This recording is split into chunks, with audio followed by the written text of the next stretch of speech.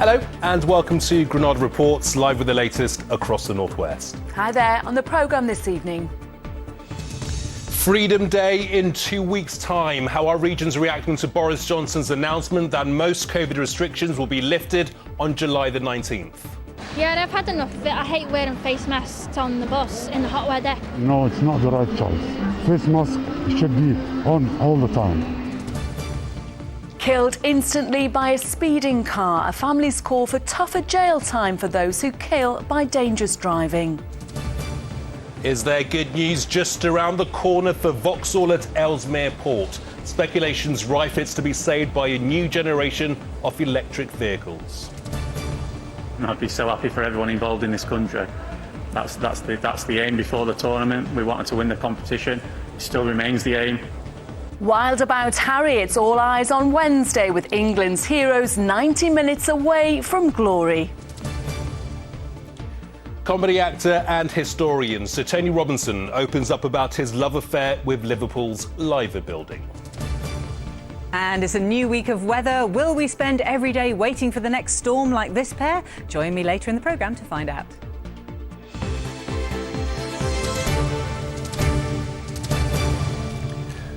Well, first this evening, we are a region divided over the Prime Minister's announcement about so-called Freedom Day. In the last hour, Boris Johnson's announced that in 2 weeks' time, most of the COVID restrictions are to be lifted as we prepare to live with the virus instead of fighting against it. Instead, we're being urged to manage our own personal risk and use our own common sense. The wearing of face masks in most public settings, including public transport, pubs and bars, won't be compulsory. Working from home will be up to employers. Social distancing indoors will also go, except in medical settings. Limits will be lifted on attendance at weddings, funerals and other life events. Large-scale things like festivals will be able to go ahead without COVID certification. But while there's relief for many, there are also warnings that the lifting of restrictions is happening too soon, especially in the northwest where infection rates are still surging. We'll be talking to one of our region's leading medical experts and hearing some of your views as well after this report from our correspondent, Andy Bonner. It's a sight we've got used to and a habit many of us have formed. But soon, wearing face coverings will be a choice and not a requirement. The Prime Minister tonight announcing masks and the vast majority of COVID restrictions will go in a fortnight. Yeah, I've had enough of it. I hate wearing face masks on the bus in the hot weather. It's fine, it should be a personal choice. If you're in a crowded place, you should probably wear a mask. Get this country back to normal as soon as possible, right? Yeah. But exercise caution. No, it's not the right choice. Face mask should be on all the time. If it's outdoors, then it's okay, but it's just really new territory, isn't it? The northwest is no longer the worst region in England for COVID cases, but numbers are still rising. But the PM says today's plans are all about managing the risk. In the shadow of Anfield Stadium, the Sandon complex has been closed since the first lockdown. They've been unable to turn a profit without the matchday crowds. And still, the boss remains cautious. Until the day it actually happens, I will not believe it. You know, they've let us down so many times before and they've got us all ready and our hopes built up, and then a scientist will come along and say, oh no, you're not doing that, and you'll fold again. No, I don't believe a word that comes out of Boris's mouth until the day arrives and that legislation is passed. 77% of people here have now had at least one COVID vaccination. That's nearly 5% more than since the government delayed restrictions easing 3 weeks ago. And with trial mass events in Liverpool in May deemed a success, the government is now ready for change. But for some, it just throws up many other issues. Crucially, it's about going to work safely. And the government's got to create the framework in which employers and employees can feel that that's going to be something that's going to be a good conversation as we head into the autumn. It might end up being Freedom Day for some, but for others it will be loss of Freedom Day, because some people now will feel very uncomfortable on public transport. The government do need to proceed with caution as we go through the rest of this year, and they must be careful not to send out a message that everything is back to normal, because we are still in a pandemic.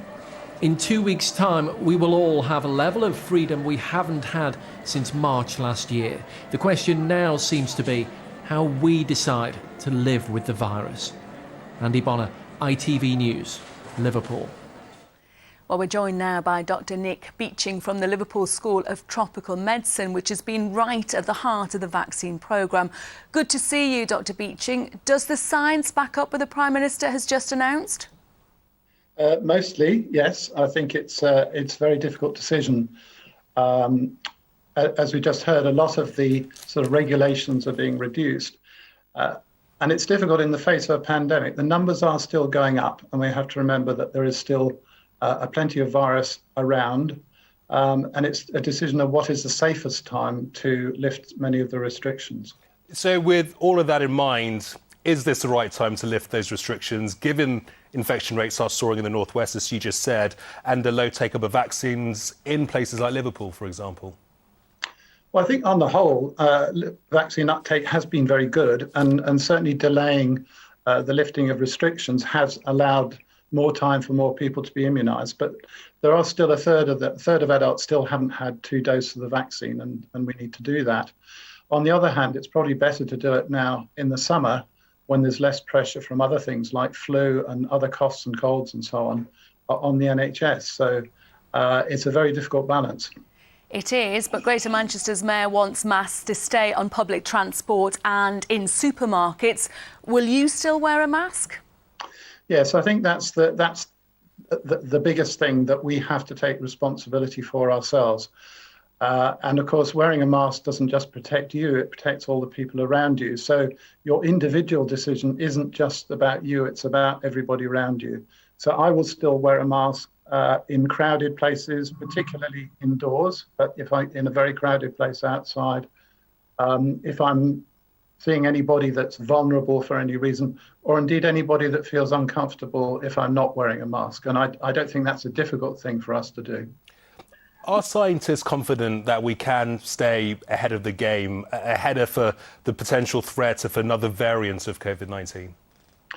I don't think anybody can say that. I mean, we know that the Delta variant is, 60% more infectious and probably nastier as well. Fortunately, 2 doses of the vaccine are very good at reducing transmission and certainly the risk of getting very sick. We just don't know what will come along with the rest. But so far, the vaccines have dealt with the variants we've seen, but you can never say never. Now, just briefly, it is thanks to scientists like you that this can happen. What's your message to people who are still very anxious, though? Well, I think the message for protecting yourself is the same. Get vaccinated if you can. Keep your distance from people and wear a mask to protect yourself and others. Hand washing. And if you have symptoms, then I think you should get yourself tested and self-isolate until you're sure it's not COVID. Okay. And those basic things continue as before. Dr. Beeching, thank you very much indeed for joining us tonight. And thanks to everyone who contacted us with their views on the Prime Minister's announcements. Yes, Ross Healy says a resounding yes. We've got to live with it now, as it's always going to be here. If you're still worried, keep wearing the mask and stay in, he says. We can't stay in lockdown forever. Yeah, this is what Kath Redston told us. COVID has not gone away, so the data's totally irrelevant. Despite what anyone says, it will be my choice and I will continue to wear my mask for the foreseeable future. Jill Prowse says, I worry it's too soon, but at some point soon we have to step into the future, acknowledging the virus is here to stay. Near normal is good enough, I think, for now, she says. Yeah, Paul Sweeney says this, about time, should have done it weeks ago. Thank you to everyone for getting in touch and sharing your thoughts with us regarding the Prime Minister's announcements. Yes, thank you. Now, after an anxious wait for workers at Vauxhall's car plant in Ellesmere Port, there's hope of some good news tonight. Yeah, an announcement is expected soon on whether the site has secured a future to build a new generation of electric vans. Our correspondent Rob Smith is at the plant now. Workers will be waiting and hoping. What's the latest, Rob? Every hint is that a positive future is likely to be announced for this site tomorrow. A positive future for the workers who drive up and down these slip roads going back and forth to work each and every day. But it's a future that will be van-shaped, not car-shaped. They've made the Astra here for some 40 years now, but the plant's viability has been repeatedly called into question post-Brexit. The Astra will no longer be made here, but vans Fans are where the sales are right now. Those have gone through the roof because we're all having more and more stuff delivered to our homes each and every day. And electric vehicles, clearly a growth market too. But none of that happens without government support. And Stellantis, Vauxhall's parent company, has been talking to ministers for some time. We'll likely hear more about that in the morning. But the MP for Ellesmere Port couldn't be clear about what he wants ministers to do. Supporters, we have a very good track record of selling popular vehicles. We're an efficient plant. It's a major part of the economy, and these jobs are the sort of jobs that any government would want to have in their locker. They're well paid, they're secure, they're highly skilled. They're all the kind of jobs that any vibrant and thriving economy needs. And it's not just the jobs in the factories itself, it's the job in the supply chain, all the businesses that connect into it. Nissan is investing £1 billion building electric vehicles in the northeast. It's going to make a huge difference to the economy there. The investment here should make a real difference to the northwest. Yes, we'll keep you posted. Rob, thank you. Well, next this evening, to the family torn apart by a speeding driver who are now backing calls for a major toughening of the law. Ronald Brown was killed on a road in Greater Manchester last year by a car driven at more than twice the speed limit. Ronald's family want judges to be able to sentence those whose dangerous driving kills to life in prison. Currently, the maximum is 14 years. Jamal Williams-Thomas reports. This is the funeral cortege of Ronald Brown, passing the exact spot where he lost his life. David Edmonds was drunk when he sped through this junction in Old Trafford, ignoring a red light, and crashed into Ronald, who died instantly.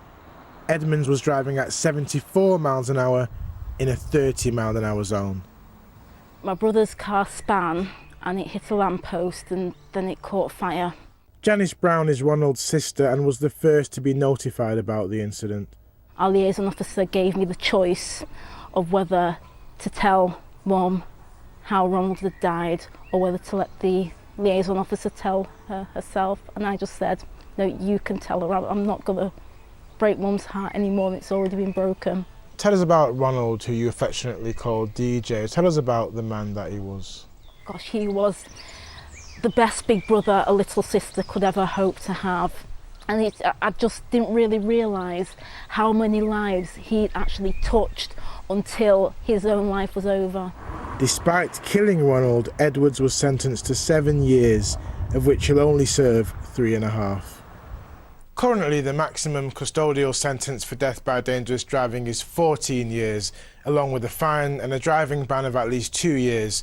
Of the 165 people convicted last year, only half received more than 4 years, which means they would only have to serve 2 behind bars. The Police Crime Sentencing and Courts Bill includes proposals to increase the maximum sentence for the offence to life imprisonment, treating it the same as manslaughter. Road crash victim charity Road Peace fear that even if increased, the maximum sentence will be seldom used. We welcome the bill on the whole, but we would like a wider review. Currently, people are not receiving the maximum sentence. Approximately 1/10 of the deaths last year, the person who caused those deaths received a sentence of more than 4 years. Nobody received the maximum sentence of 14 years.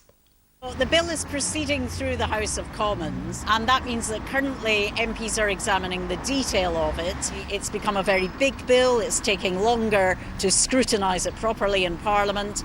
Of course, from the point of view of people like Ronald's family, this is just an incredibly painful delay in actually making progress on something that we've been waiting for and they've been waiting for a number of years. Yeah, it is hurtful. It is really hurtful knowing that if the government had done what they said they were going to do 4 years ago, 3 years ago, 2 years ago, last year, the man who killed my brother would be looking at a much longer sentence right now. It really does make me angry. Ronald's family are also calling for permanent driving bans to those convicted, so they are never allowed behind the wheel again. Jamal Williams-Thomas, ITV News. And thank you to Ronald's family for speaking to us. Now, it's the National Day for the Isle of Man today. Thankfully, the weather was good as the island's Parliament moved outdoors for a special ceremony at Tinwald dating back 1,000 years. It's a day for the local population to celebrate their heritage, and they were joined by royalty, no less. Paul Crone's been spending the day on the island. It was a day for dancing, a day for a royal visitor, a day for the people of the Isle of Man to celebrate, a day for Vikings to take a stroll, and a day to, well, you know. The sun shone brightly on Tinwald Day when the Manx government passes its latest laws in the village of St John in front of Her Royal Highness the Princess Royal. Not only are we the oldest parliament in the world, I think we're the most unique, and we have to promulgate our laws. So if this ceremony doesn't go ahead, then the legislation that we've passed in the last year falls. So it's not just a symbolic event, it has to happen by law. Along a path strewn with rushes and preceded by what is stated to be the sword of King Olaf, when he went on crusade about 1250, His Excellency the Lieutenant Governor, Sir Montague Butler, attends in procession this 1,000-year-old ceremony held annually on Tinwald Hill. After an RAF flypass, nearly missed it, a spot of dancing was called for, courtesy of the Manx Folk Dance Society. And because of no social distancing here, we can talk to people in a group. It's a very special day. It's our day, if you like. It's the tradition, and it goes back thousands of years now. And it's just a place to come and meet everybody, and it's great fun and lots goes on. Got to say, the atmosphere today is fantastic. Everybody's so happy, everybody's so cheerful. Your Isle of Man fact for today: Tinwald Hill behind me is made up of the soil from every parish across the island. Also present, 99-year-old World War II Burma veteran James Fenton. When I came to the island, I could see it was a wonderful situation here, lots to explore, and it had a very long history, which I was very, very interested in, really. All in all, you're hard pushed to find a better bit of pomp and ceremony, which goes back over 1,000 years. People here are Manx and proud of it. Paul Crone, ITV News, the Isle of Man. And we weren't saying Crony was royalty, although I think he would like that, King Crone. Yeah, you never know, he might have some blue blood in him. We'll have to ask him. Let's see what's still to come on the ITV News at 6:30 with Charlene. Coming up, the lifting of COVID restrictions in England. What is set to change in a fortnight's time? Well, masks will no longer be mandatory and social distancing rules are scrapped. We'll have all the details from the Prime Minister's press conference. Also ahead, how the royal family helped to thank the NHS for 73 years of compassion and dedication. And a big week of sport begins with Britain's new tennis star bidding for a place in the Wimbledon quarter-finals. Join us for those stories and more from 6:30. Now, finally, it's one of Liverpool's jewels on its waterfront, but it's the inner workings of the Liver building that has fascinated one of our much-loved comedy actors. Yes, the historian and star Blackadder Sir Tony Robinson was given a special tour of its famous clock tower on its 110th anniversary to see how the building ticks. Our entertainment correspondent Caroline Whitmore was there too.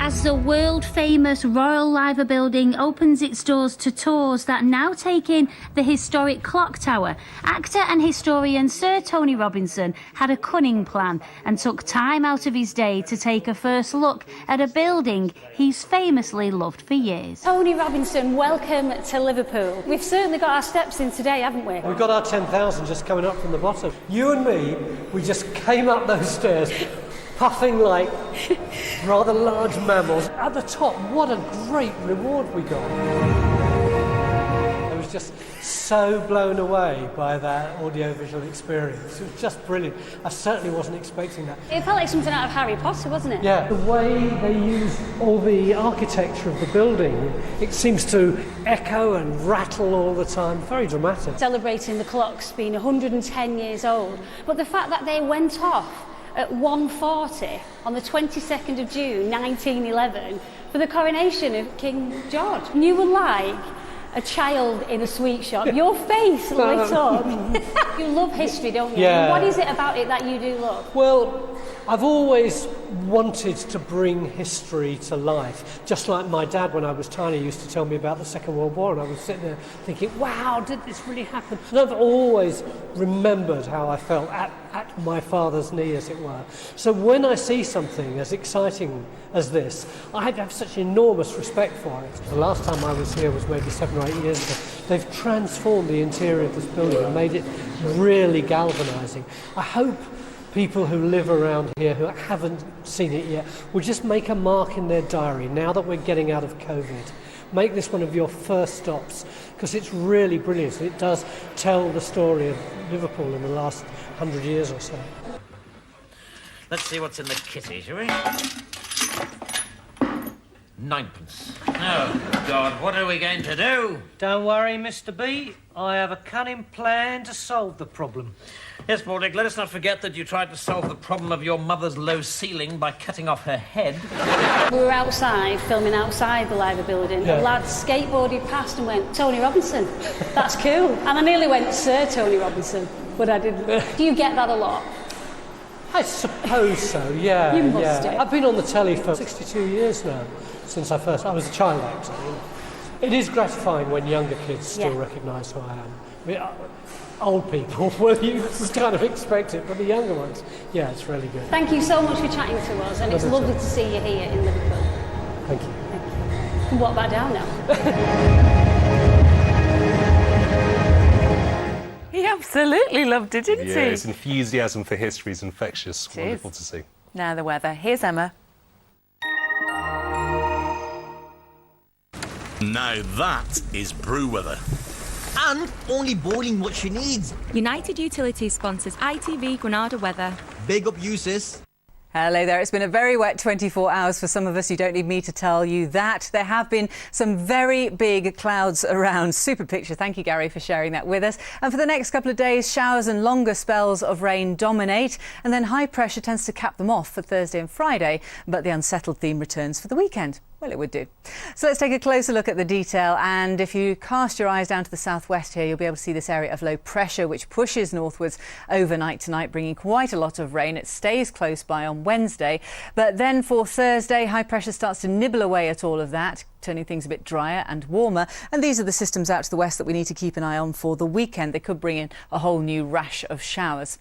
For the next few hours, though, well, we're looking at a fairly dry evening, just for a short while before the cloud thickens from the south and all this rain pushes through northwards. There could be 10 to 20 millimetres of rain falling widely, but maybe in one or two more localised spots, 30 to 40 millimetres of rainfall. Could be some heavy downpours in there with mild feeling temperatures. Here are your sunrise and sunset times for tomorrow. Sun's up at 4:49 in the morning, and that system kind of comes back on itself. It still keeps turning around, as you can see, so quite a wet start for most of us to the day before it finally clears away into the North Sea, leaving us with some more showers. For some of us, well, we might actually just stay dry all day, but for a lot of us, you will see some of those showers. They could be heavy, slow moving, could be a rumble of thunder in there too, and temperatures will be slightly down on today's values as well, maybe with a bit of brightness later on. Wednesday, a really messy day. We might be issuing some warnings for thunderstorms on this day, but we'll keep you posted nearer the time. At the moment, we're just saying some heavy rain, some thunderstorms, mostly dry and warm Thursday, Friday, but still pretty cloudy. That's it for now. Here's your pollen. United Utilities sponsors ITV Granada weather. 2 sugars, please. Oh, lovely.